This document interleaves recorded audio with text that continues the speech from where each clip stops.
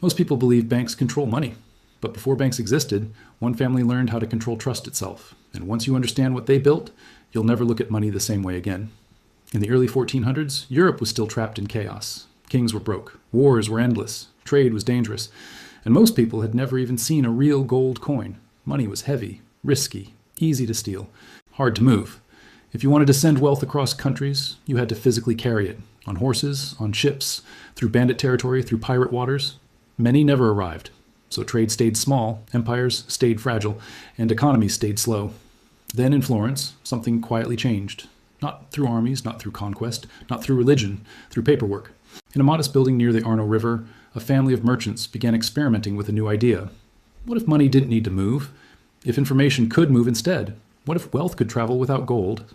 This family was called the Medici. At first, they were nobody special. No royal blood, no army, no throne, just traders. They sold wool, they exchanged currencies, they kept records. But unlike everyone else, they obsessed over one thing: trust. Because in medieval Europe, trust was more valuable than gold. Most banks failed. They cheated customers. They lost deposits. They disappeared overnight. People feared banks more than thieves. So most families hid coins in walls, in floors, in wells. The Medici saw this fear and decided to weaponize reliability. They did something no one had ever done at scale. They built a system where strangers trusted numbers on paper more than metal in their hands. They created letters of credit. Instead of carrying gold from Florence to London, a merchant carried a piece of paper. That paper could be exchanged for real money at a Medici branch. No robbery, no pirates, no weight, just ink. But that was only the beginning. They also invented modern bookkeeping, double entry accounting, every transaction recorded twice, every loss visible, every fraud detectable. This made their banks look impossibly safe. While others guessed, the Medici knew. While others hid mistakes, the Medici exposed them. Investors noticed, kings noticed, popes noticed. Soon the Medici weren't just bankers. They were the financial nervous system of Europe. Money flowed through them. Loans, taxes, war funding, church donations. If you needed capital, you went to them. If they said no, your project died. And slowly, something terrifying happened. Political power started bending toward financial power. Rulers stopped asking how much they owned and started asking how much they could borrow.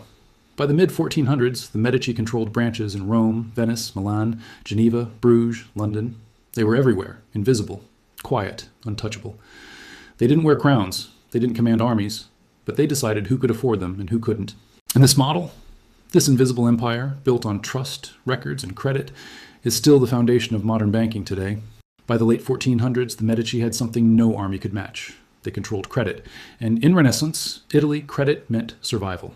Florence was officially a republic. No kings, no emperors, no dictators. On paper, citizens voted, councils debated, laws were passed publicly, but behind the scenes, power belonged to whoever financed the city. And that was the Medici. Every major family owed them money. Every major merchant used their banks. Every major political campaign depended on their loans. So when elections happened, the outcome was decided long before votes were counted. Because if a candidate opposed the Medici, his funding vanished, his allies disappeared, his business collapsed. He didn't lose elections, he lost oxygen. The Medici never announced themselves as rulers. They didn't seize palaces. They didn't crown kings. They simply made sure that only loyal people could afford to compete. This was a new form of power, soft power, invisible power, financial power, and it worked. In 1434, Cosimo de' Medici returned from exile. His enemies had tried to banish him. They feared his influence. They feared his wealth. They feared his network. But exile didn't weaken him. It proved how dependent Florence was on his money. While he was gone, markets froze, loans vanished, trade slowed, unemployment rose.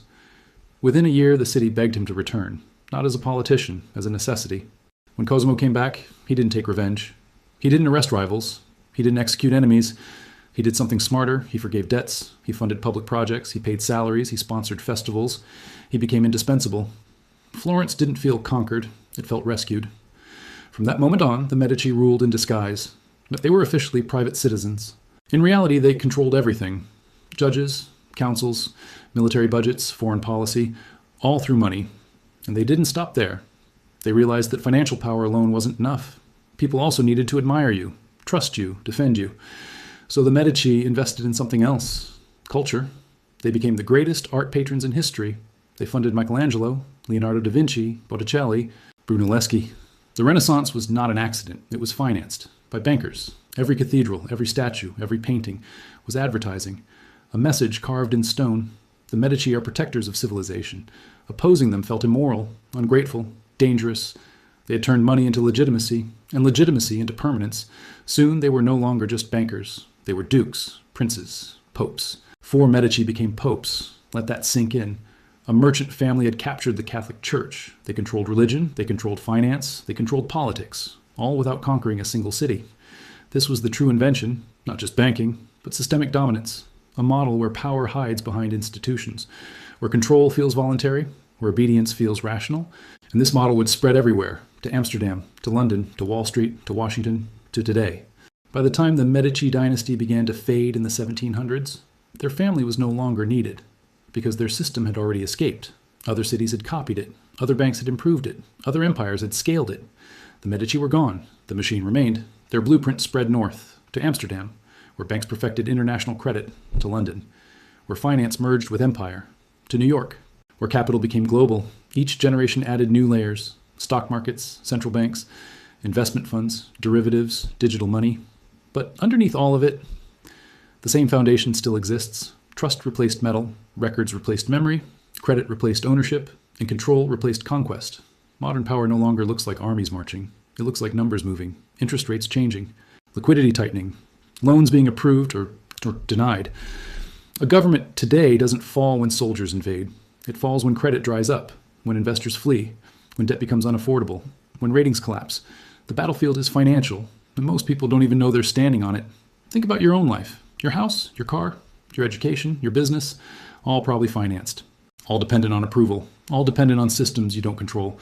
If your access disappears, your lifestyle disappears with it. This is the quiet legacy of the Medici.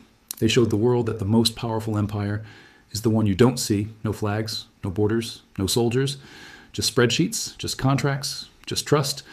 And once society accepts this structure, it becomes permanent. People stop questioning it. They adapt to it. They defend it. They compete inside it. They spend their lives trying to win in a game whose rules were written centuries ago. And here is the uncomfortable truth. The Medici didn't create a conspiracy. They created efficiency. Their system worked. It reduced risk. It expanded trade.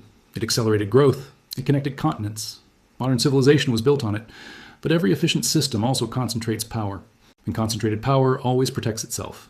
Today's financial elites don't need palaces. They don't need crowns. They don't need thrones. They own infrastructure, payment rails, clearing systems, credit markets, information flows. They sit where money passes through. Just like the Medici did. The names changed. The strategy didn't. And that's why studying financial history matters. Not for nostalgia, not for trivia, but for survival. Because once you understand how the system was built, you start seeing where you actually stand inside it. You stop confusing money with freedom. You stop confusing wealth with power. You stop believing the story you were sold. And you start reading the real one, the one written in ledgers. If you want to understand how the modern system really works, subscribe. Because in the next episodes, we're breaking down the meetings, deals, and mechanisms that still decide who wins and who disappears.